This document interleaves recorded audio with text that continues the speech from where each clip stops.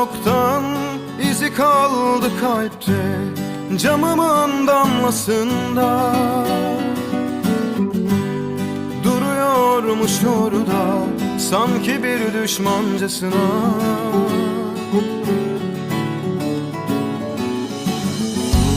Sevemez misin, aşkı bağlayamaz mı gönlümün bahçesine?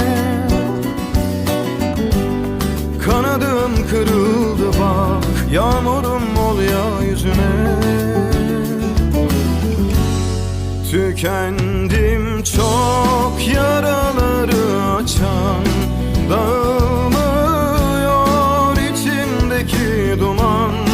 Sen istersen yanalım o zaman, gel artık yok yüreğe dokunan.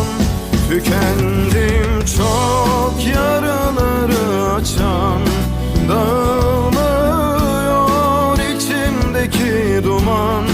Sen istersen yanalım o zaman, gel artık yok yüreğe dokunan.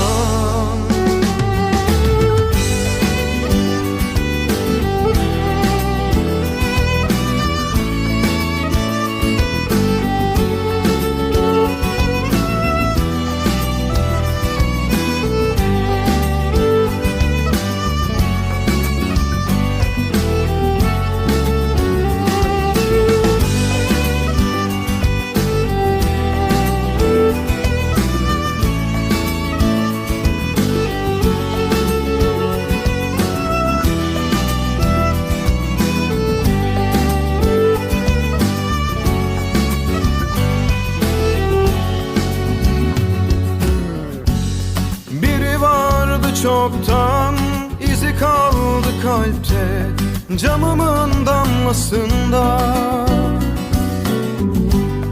Duruyormuş orada, sanki bir düşmancasına.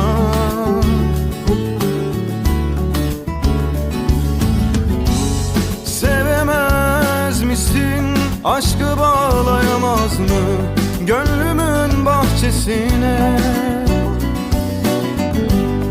Kanadım kırıldı bak, yağmurum ol ya yüzüme.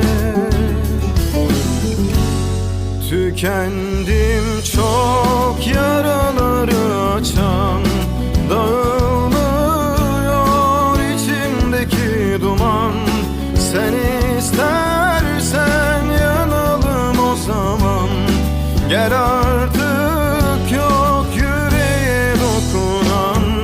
Tükendim çok, yaraları açan, dağılmıyor içimdeki duman.